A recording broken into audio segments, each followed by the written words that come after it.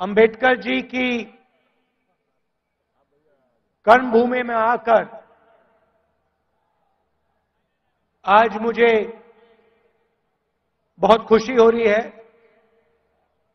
कांग्रेस का foundation day है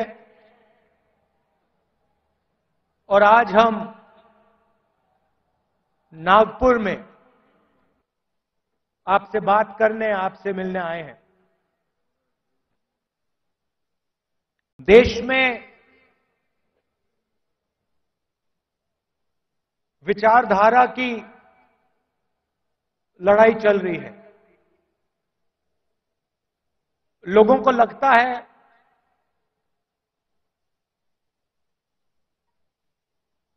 कि राजनीतिक लड़ाई है, सत्ता की लड़ाई है। वो है,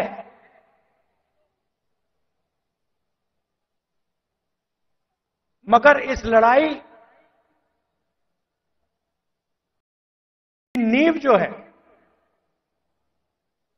वो विचारधारा की है और दो विचारधाराओं की लड़ाई हो रही है। बहुत सारी पार्टियां हैं,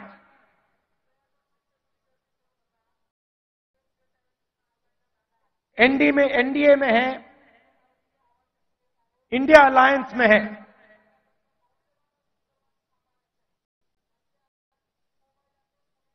मगर लड़ाई दो विचारधाराओं के बीच में है।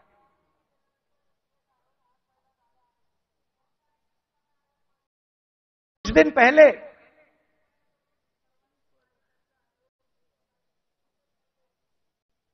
एक बीजेपी का एमपी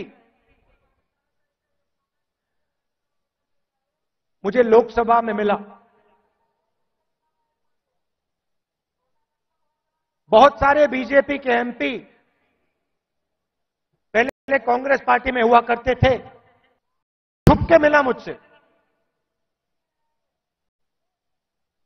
मुझे दूर से देखा, छुप के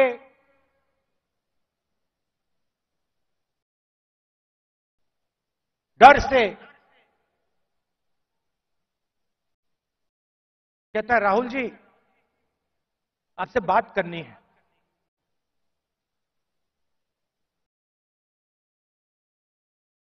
मैंने कहा भाई क्या बात करनी है, तुम तो बीजेपी में हो।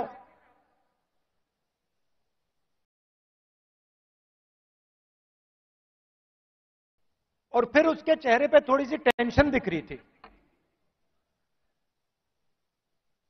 तो मैंने पूछा सब कुछ ठीक है क्या? मैंने सोचा शायद घर में कोई बीमार हो, कोई दुर्घटना हो गई हो। मैंने पूछा सब कुछ ठीक है? कहता है नहीं।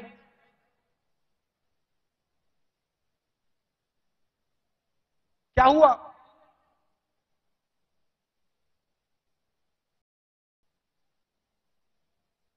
राहुल जी बीजेपी में रहकर सहा नहीं जाता।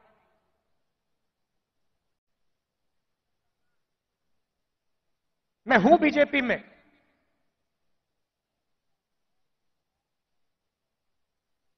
मगर दिल मेरा कांग्रेस में है।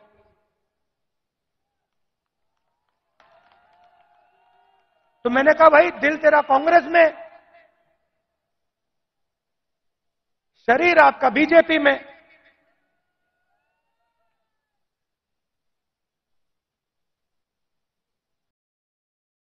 मतलब दिल शरीर को कांग्रेस में लाने से डर रहा है, यही हो सकता है।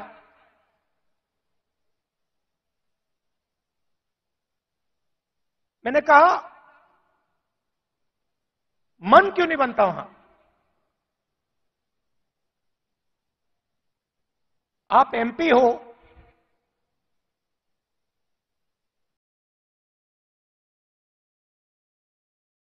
आप मुझे हिंट दे रहे हो, मन क्यों नहीं बनता?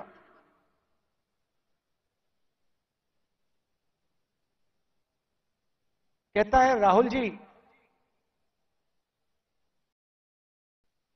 बीजेपी में गुलामी चलती है। जो ऊपर कहा जाता है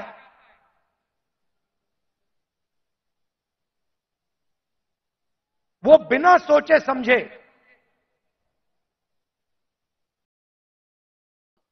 करना पड़ता है। हमारी कोई सुनता नहीं है। ऊपर से ऑर्डर आता है, मतलब जैसे पहले राजा ऑर्डर देते थे,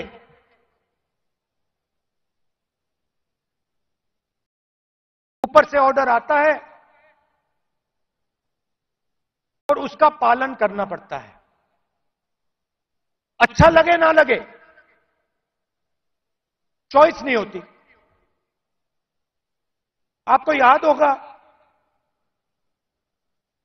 हमारे जो पीसीसी प्रेसिडेंट हैं पटोले जी, ये हैं, इन्होंने प्रधानमंत्री से एक सवाल पूछ लिया था। एक सवाल पूछा था किसानों के बारे में। क्या सवाल था?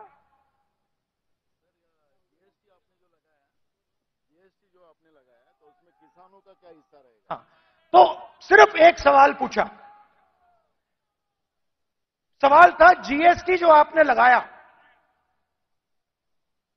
उसमें किसानों का क्या हिस्सा होगा। मोदी जी को सवाल अच्छा नहीं लगा, पटोले जी आउट हो गए।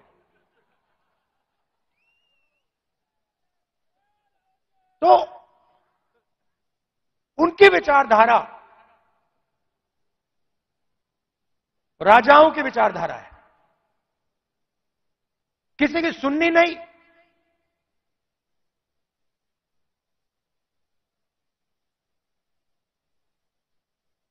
ऑर्डर ऊपर से आएगा,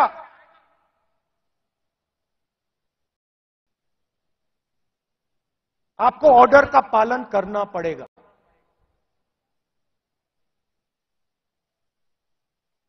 कांग्रेस पार्टी में आवाज नीचे से आती है। हमारा छोटा सा छोटा कार्यकर्ता हमारे किसी भी नेता को टोक सकता है।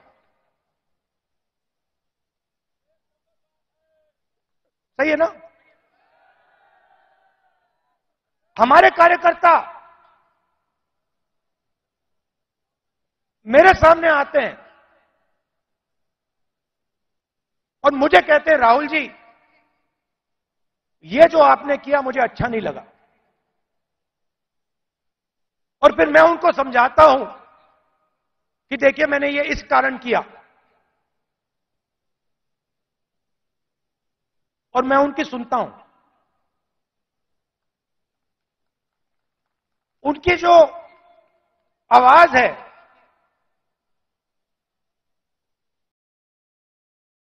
उसका आदर करता हूं, उसका रिस्पेक्ट करता हूं। यह भी कह देता हूं कि भैया मैं आपकी बात से सहमत नहीं हूं,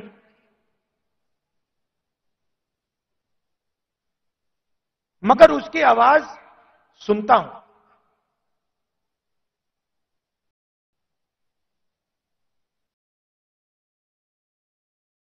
लोग कहते हैं कांग्रेस पार्टी ने क्या किया।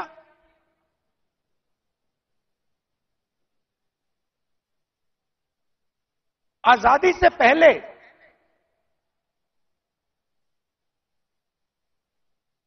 अगर आप इस देश में आते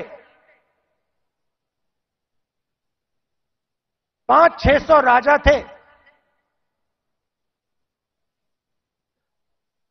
अंग्रेज थे, राजाओं का गन सलूट होता था,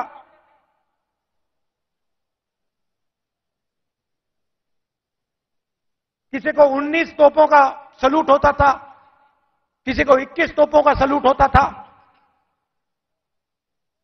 अगर हिंदुस्तान की जनता को इस देश में कोई अधिकार नहीं था,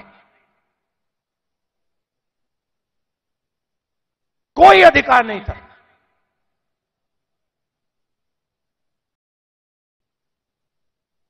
गरीब व्यक्ति की जमीन अगर राजा को अच्छी लगी, 1 सेकंड में उसको ले जा सकता था। ये सारे के सारे अधिकार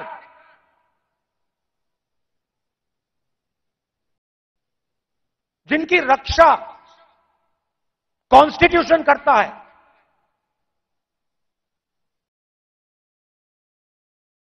जो अंबेडकर जी ने, गांधी जी ने, नेहरू जी ने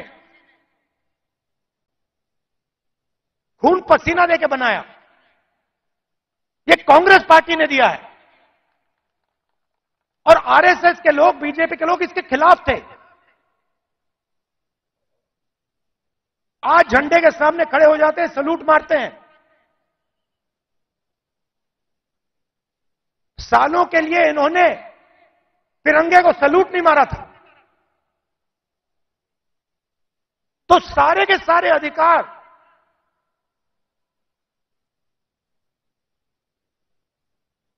कॉन्स्टिट्यूशन से मिलते हैं।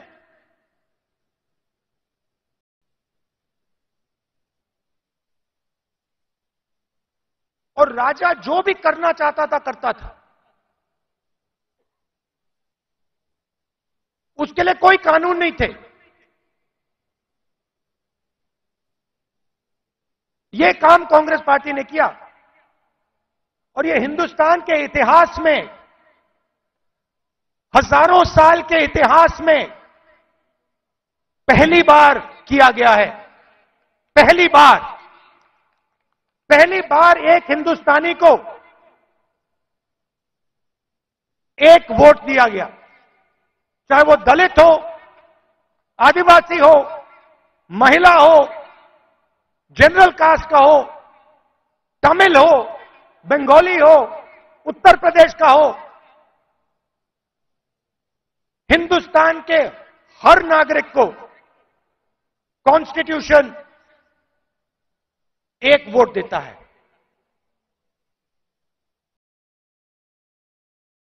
यह कांग्रेस पार्टी ने किया।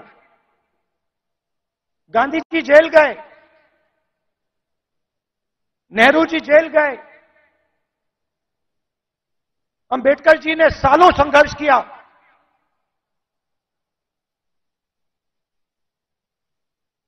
यह कांग्रेस पार्टी ने, अंबेडकर जी ने, सबने मिलकर दिया है। हमारी विचारधारा कहती है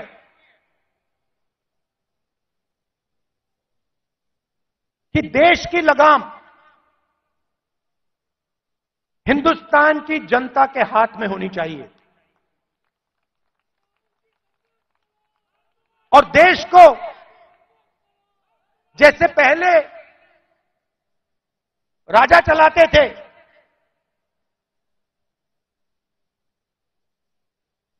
वैसे नहीं चलाया जाना चाहिए। हम जनशक्ति की बात करते हैं, लोक शक्ति की बात करते हैं।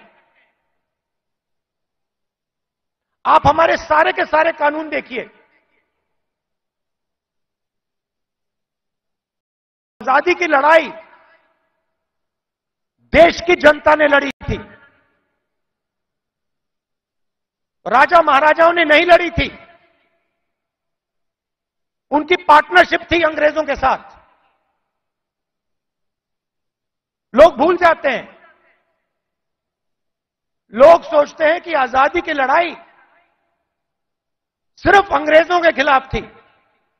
नहीं, अंग्रेजों की लड़ाई अंग्रेजों के खिलाफ थी और राजा महाराजाओं के भी खिलाफ थी। यह सच्चाई है। पार्टनरशिप थी। राजाओं महाराजाओं की, अंग्रेजों की पार्टनरशिप थी, उसके खिलाफ कांग्रेस पार्टी लड़ी थी। किसके लिए लड़ी थी? गरीब जनता के लिए लड़ी थी। अगर आप यहां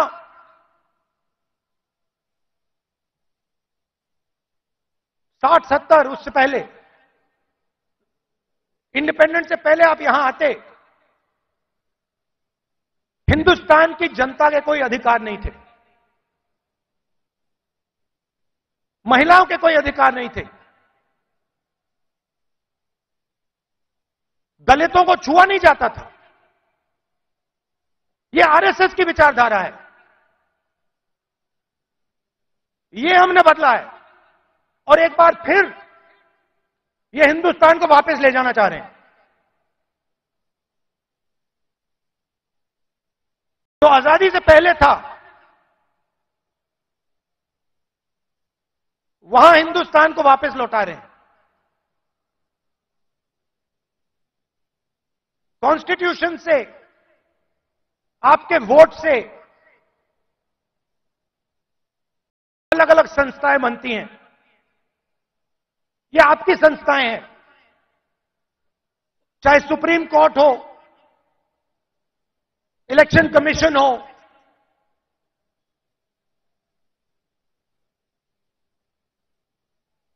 ये आपकी संस्थाएं हैं। सारे के सारे इंस्टीट्यूशंस पर ये कब्जा कर रहे हैं। आप हिंदुस्तान की सारी यूनिवर्सिटी देख लीजिए, सारे के सारे वाइस चांसलर आज एक संगठन के हैं। उनको आता होता कुछ है नहीं, कुछ नहीं आता उनको। हिंदुस्तान के वाइस चांसलर आज मेरिट पे नहीं बनते हैं। हिंदुस्तान के वाइस चांसलर आज अगर एक संगठन में हैं तब बन सकते हैं। तो सारे के सारे जो इंस्टीट्यूशंस हैं जिससे आपकी आवाज की रक्षा होती है, जिससे आप देश को चलाते हो, इन सब का ये कब्जा कर रहे हैं। मीडिया को देख लीजिए,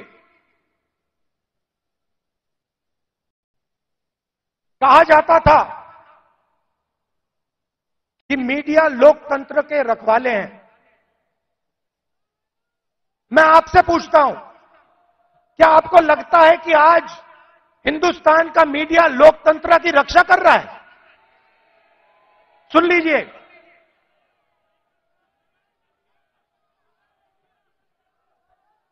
आप इनसे पूछिए, ये आपको बताएंगे कि हमारे दिल में जो है हम नहीं बोल सकते। इनके दिल में क्या है? इनके दिल में वो है जो हिंदुस्तान की जनता के दिल में है, वो नहीं बोल सकते।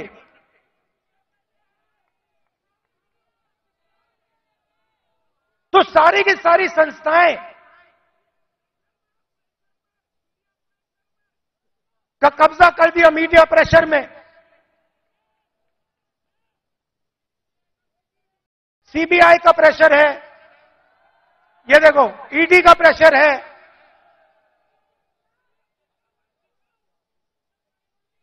तो लड़ाई इस बात की है, हम देश की जनता को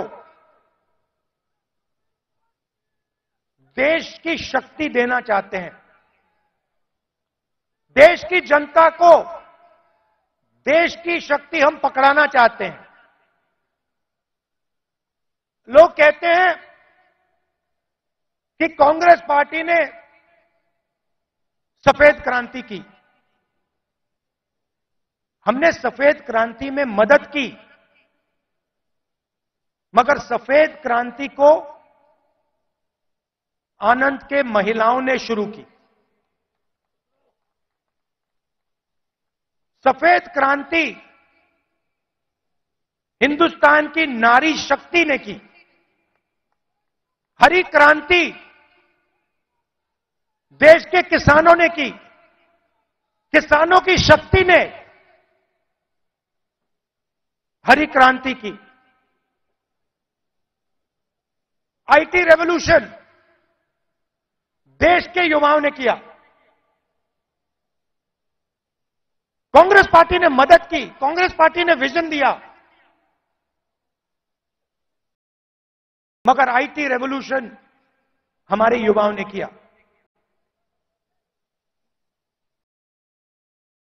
अब मैं आपसे पूछना चाहता हूं कि पिछले 10 साल में नरेंद्र मोदी जी ने कितने लोगों को रोजगार दिया है?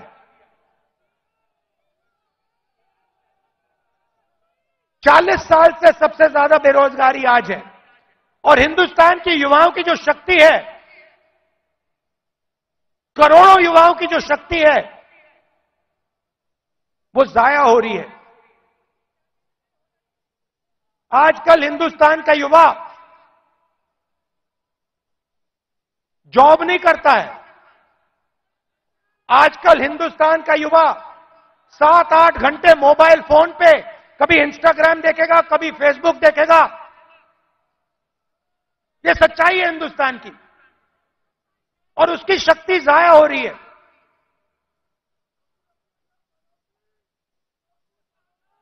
एक तरफ किसानों पर आक्रमण, युवाओं पर आक्रमण और दूसरी तरफ हिंदुस्तान के 2-3 अरबपतियों को देश का पूरा धन दिया जा रहा है। यह सच्चाई है।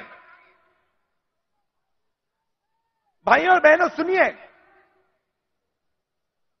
कुछ दिन पहले मेरे पास कुछ युवा आए, मुझे कहते हैं राहुल जी, अग्निवीर योजना से पहले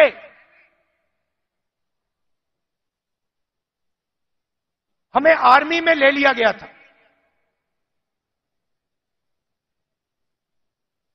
एक 1,50,000 युवाओं को हिंदुस्तान की सेना ने और एयरफोर्स ने एक्सेप्ट कर लिया था। उन्होंने फिजिकल टेस्ट पास कर दिया और एक्सेप्टेंस उनको मिल गई। 1,50,000 युवा।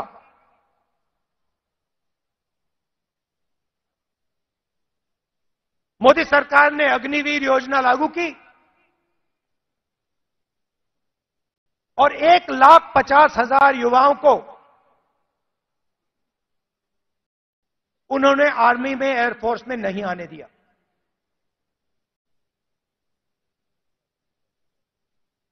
देश प्रेम की भावना थी। रो रहे थे, मेरे सामने रो रहे थे।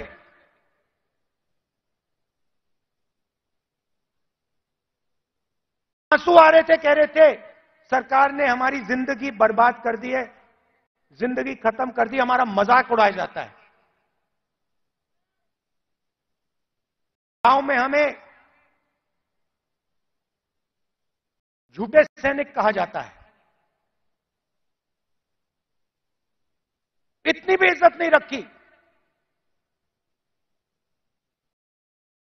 उनको अग्निवीर योजना में भी नहीं आने दिया।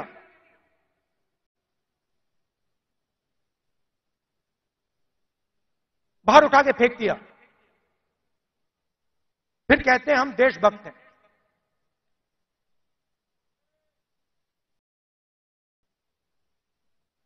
इससे देश का फायदा नहीं होने वाला।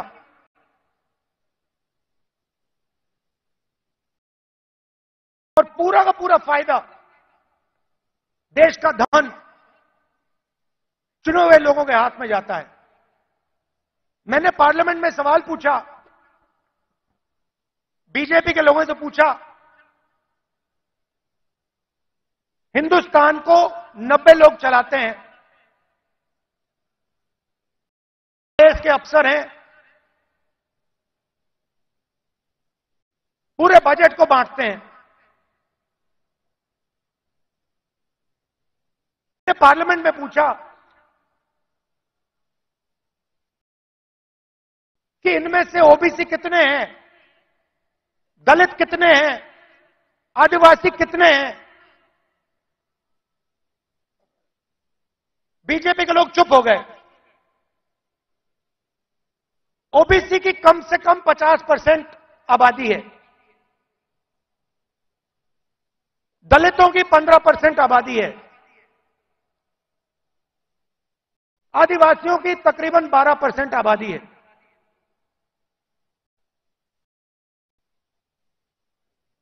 90 अफसर में से 3 ओबीसी हैं।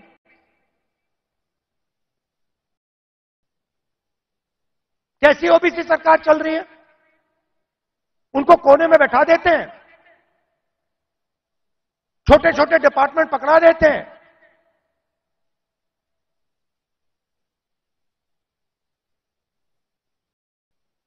हिंदुस्तान की सबसे बड़ी कंपनी,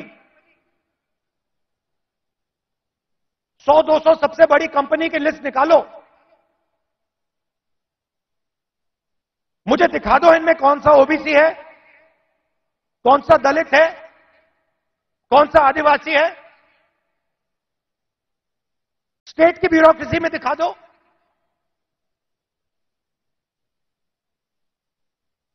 आबादी आपकी 50%, दलितों की 15%, आदिवासियों की 12%।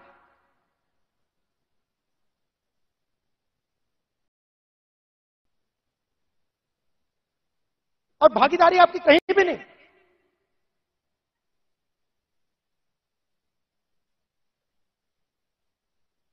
टॉप कंपनीज का नाम निकालो और मुझे दिखा दो इन कंपनियों में ओबीसी कहां बैठा हुआ है, दलित कहां बैठा है, आदिवासी कहां बैठा है।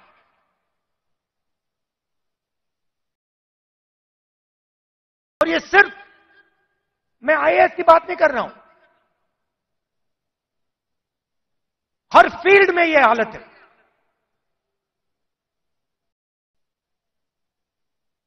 तो मैंने सवाल पूछा, मैंने कहा देखिए जाति जनगणना होनी चाहिए, देश को पता लगना चाहिए कि इस देश में ओबीसी कितने हैं। उसके बाद नरेंद्र मोदी जी के भाषण बदल जाते हैं। पहले अपने आप को ओबीसी कहते थे, मेरे भाषण के बाद कहते हैं हिंदुस्तान में तो सिर्फ एक जात है, वो भी गरीब। अगर हिंदुस्तान में सिर्फ एक जात तो आप ओबीसी कैसे बन गए?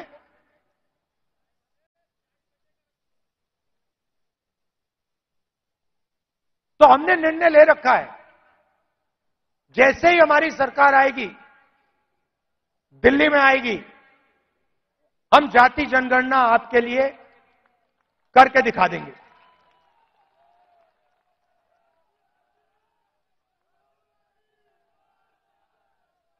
और देखिए, जो मैंने शुरुआत में कहा,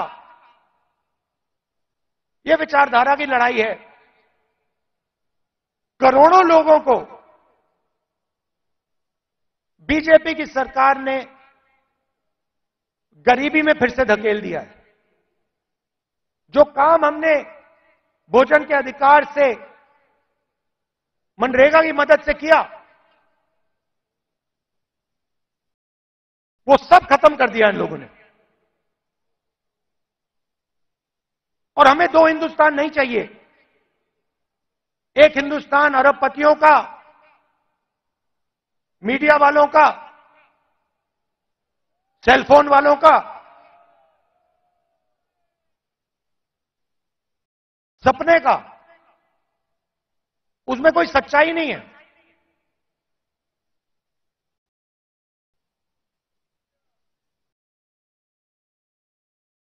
हिंदुस्तान के युवा सोशल मीडिया से जी नहीं सकते, कमा नहीं सकते। हिंदुस्तान के युवाओं को रोजगार की जरूरत है। यह काम नरेंद्र मोदी जी और एनडीए की सरकार नहीं कर सकती। यह काम सिर्फ इंडिया अलायंस कर सकता है, क्योंकि इस काम को करने के लिए हिंदुस्तान की जनता की आवाज को सुनना होगा, नफरत मिटानी होगी और इस देश को एक कर जोड़कर आगे जाना पड़ेगा। कन्याकुमारी से कश्मीर हम चले, 4000 किलोमीटर चले, नफरत के बाजार में मोहब्बत की दुकान हमने खोली। आप कांग्रेस पार्टी की विचारधारा समझना चाहते हो, इस लाइन से आप समझ जाओगे। सिर्फ एक लाइन की जरूरत है। अगर आपके दिल में हिंदुस्तान के लोगों के लिए मोहब्बत है, अगर आप नफरत के बाजार में मोहब्बत की दुकान खोलना चाहते हो, तो आप कांग्रेसी हो।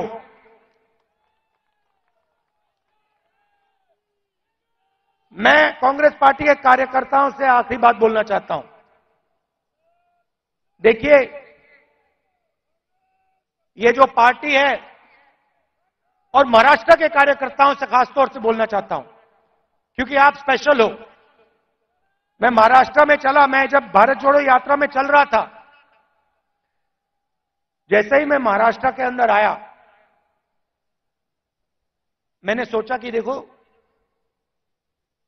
ये कांग्रेस की जमीन है, ये कांग्रेसियों की जमीन है। इस जमीन में लोगों को कांग्रेस की विचारधारा बिना समझाए समझ आ जाती है।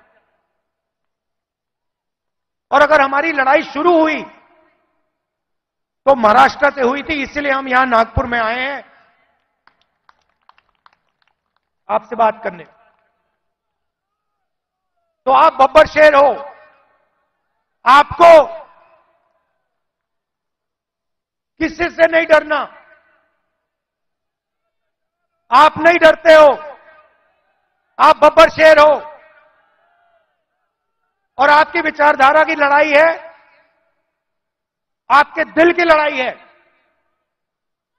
और आप और हम मिलकर,